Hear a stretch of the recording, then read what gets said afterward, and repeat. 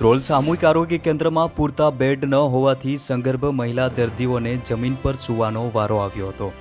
રાજ્ય સરકાર સંગર્ભ મહિલાઓની યોજના માટે કરોડો રૂપિયા ખર્ચે છે, તેમ છતાં હોસ્પિટલો દ્વારા આ રીતની સુવિધાઓ પૂરી પાડવામાં આવે છે। અમે જ્યારે હોસ્પિટલના સુપ્રિન્ટેન્ડન્ટ સાથે વાત કરી ત્યારે તેમણે શું કહ્યું, ચલો સાંભળીએ। આજે કડકડતી શિયાળાની સિઝન ચાલી રહી છે અને દર્દીઓ પણ હેરાન થાય છે। અત્યારે જે પરિસ્થિતિ જોવામાં આવી છે, નીચે બધા દર્દીઓને બેસાડવામાં આવ્યા છે। શું છે ખરેખર નથી થઈ રહ્યા। આ જે ટીએલનો કેમ્પ છે, આપણે ધ્રોલ અને જોડિયાના બેનો કમ્બાઈન ટીએલનો કેમ્પ છે, ટ્યુબલ લાઇગેશનનો કેમ્પ છે। એમાં જે સગર્ભા હોય ત્યાં બ્લોક હેલ્થ ઓફિસર, તાલુકા હેલ્થ મારફત બધા ગામડાઓમાંથી એ લોકોને લઈ આવી અહીંયા હોસ્પિટલે લઈ આવવામાં આવે છે। સર્જન બહારથી આવે છે અને એમનો ટ્યુબલ લાઇગેશનના કેમ્પ કરે છે। એ લોકોને અહીંયા સ્ટીચ લઈ એમના ઉપર કરી અને પછી એ લોકોને અહીંથી આજને આજ ડે કેર પ્રોસિજર છે, ટોટલ ડે કેર પ્રોસિજર અત્યારે આજના દિવસમાં ઇન્ડોર કરી આજે જ પ્રોસિજર કરીને આજે જ એમને રજા આપવામાં આવે છે।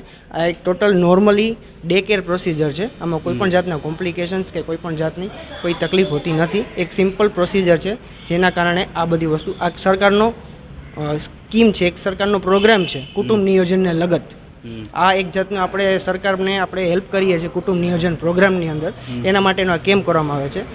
હોસ્પિટલમાં બેડ ફૂલ હોય, અત્યારે ડાયાલિસિસના બધે કેમ્પ ઇન્ડોર હોય, એના કારણે જે જરૂર હોય એમાં નીચે ગાદલા પાથરીને સુડાવવામાં આવે છે। અંદાજે કેટલીક સગર્ભા મહિલાઓ અત્યારે આવેલી? 40નો કેમ્પ છે, ટોટલ 40 ધ્રોલ અને જોડિયાનો કમ્બાઈન છે।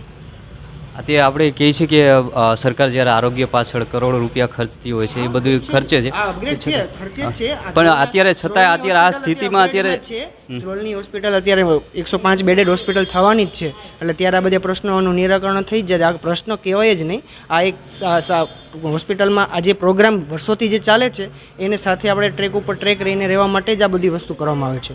એમાં કોઈ સીએચસી ધ્રોલનું ડિસિઝન નથી કે અહીંયા આવી રીતે સુવડાવવું। આપણે CDHOમાંથી આપણે જે આ બધી પ્રોગ્રામ કાર્યરત કરવામાં આવે છે, THO બ્લોક ઓફિસમાંથી બ્લોક ઓફિસર, મેડિકલ ઓફિસર આવીને બધું આ પ્રોગ્રામમાં રન કરતા હોય છે। આશા વર્કર જોડાયેલા હોય છે। આ બધી વસ્તુ એના થ્રુ એક બધા ટીમ વર્ક કરીને કરવામાં આવે છે। આમાં હું એક ઇન્ડિવિજ્યુઅલ રહીને હું આ નક્કી નથી કરતો કે આપણે અત્યારે એ સોર્સિસ દ્વારા એ પણ જાણવા મળ્યું છે કે હોસ્પિટલની અંદર દવાનો પૂરો જથ્થો પણ નથી। તમે સુપ્રિન્ટેન્ડન્ટ છો તો એ કઈ ખોટી વાત છે, એવું હોતું નથી। દવાનો જથ્થો અન્ય અમુક દવા વધારે યુઝ થતી હોય છે, અમુક દવા ઓછી યુઝ થતી હોય છે, અને જે દવા વધારે યુઝ થતી હોય એનો આપણે ડિમાન્ડ મોકલી અને GMSLમાંથી જ્યારે એ સ્ટોક આવે ત્યારે આપણે આપતા હોય છે। આપણે અહીંયા મેન્યુફેક્ચરિંગ તો હોતું નથી, જે ઉપરથી સરકાર દ્વારા આપણે આવીએ એ જ આપણે આપવામાં આવે છે। સાગરભાઈ, જ્યારે આવી સ્થિતિ આપણે નારી શક્તિને વાત કરીએ છીએ અને તમે એવું ઈચ્છો છો કે મહિલા પોતે જમીન પર આવી રીતે એને તમે પ્રયાસ નહીં કરો કે મહિલાઓને સારી કોઈ પણ વસ્તુ ઇમ્પ્રુવમેન્ટ માટે હોય જ છે।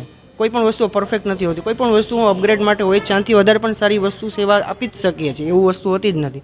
એટલે હવે જ્યારે આગળ ઉપર SDHનું બધી વ્યવસ્થા થશે ત્યારે આનાથી વધારે સારી વ્યવસ્થા આપી શકશું આપણે।